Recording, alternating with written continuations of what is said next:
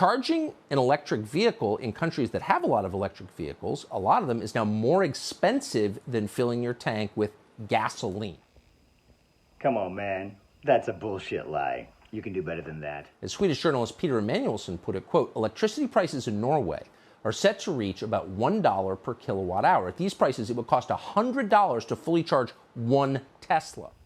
No, it doesn't take 100 kilowatt hours to charge a Tesla.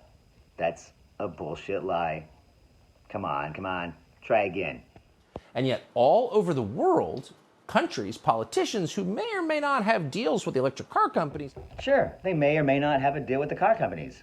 He's just asking questions. Forcing people to buy products they don't want. And force is the word. This is not a transformation that is taking place voluntarily, as it would in a democracy where people get to govern themselves. No, that's not what a democracy is. That's a republic. You, sir, are stupid. And choose the way they live. No, this is being imposed by a small number of people on top, again, the revolution aimed downward, as always. You see, Tucker, in a democracy, the people elect their representatives and have those people do the governing for them. We don't all get to make every single decision. If we did, we would all smoke more pot. A bank in Australia has announced it will be ending loans for gas vehicles. You just can't buy one. You can't finance it. The EU Parliament has just voted to support a ban on the sale of new gasoline and diesel cars beginning in 2035 in all of Europe. Now, Europe, as we told you last night, is a place where they're turning off traffic lights because they don't have enough energy to keep them on. Well, that's not true. That's only happening in England, where Boris Johnson and the Tory Conservative Party have ruled for 12 years. In Europe, they actually have so much energy, they're selling it to England.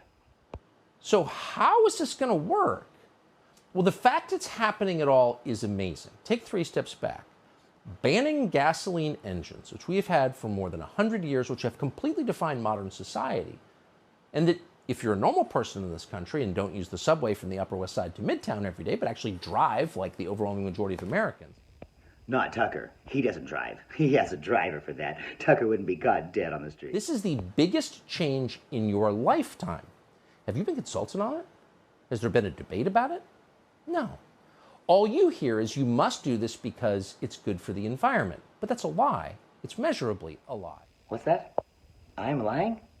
Oh, no. Oh, where's that mining going to take place? Well, in third world countries with no environmental regulations whatsoever. How is this good for the environment? Speak slowly so we can understand. And yet in California, under Gavin Newsom's new order, every vehicle would require those materials. Here's the problem. It's not actually Gavin Newsom's order. It is a law passed by the largest legislative body in our entire country other than the U.S. House of Representatives, and that is the State House in California. Gavin Newsom just signed the bill. I thought you liked democracy.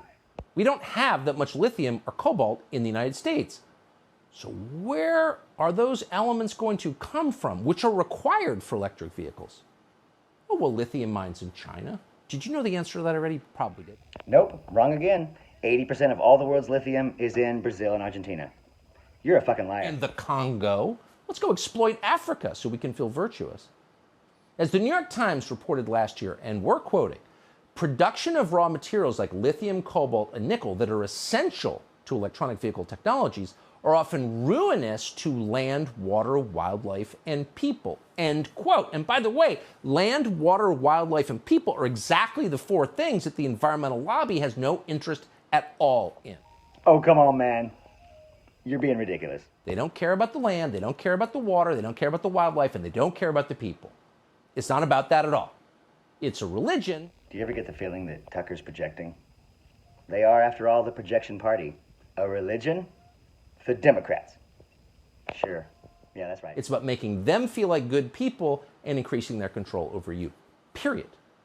And by the way, none of this even addresses the national security implications of this. Just as with solar panels and wind turbines, the materials required for electric vehicle batteries come from, and you know the answer.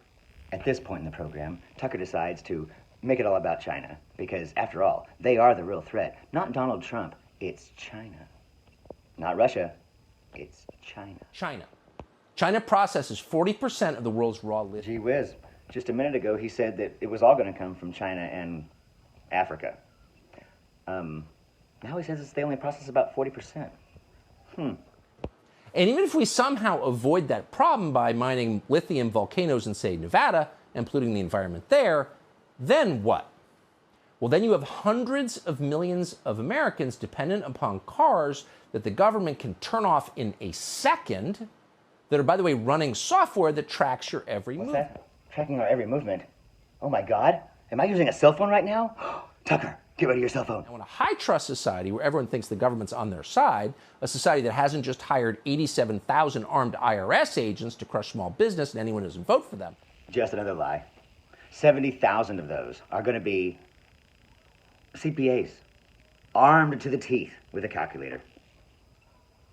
It's just bullshit. In a society like that, like maybe Sweden 30 years ago, that'd be totally fine, because we trust that they're on our side.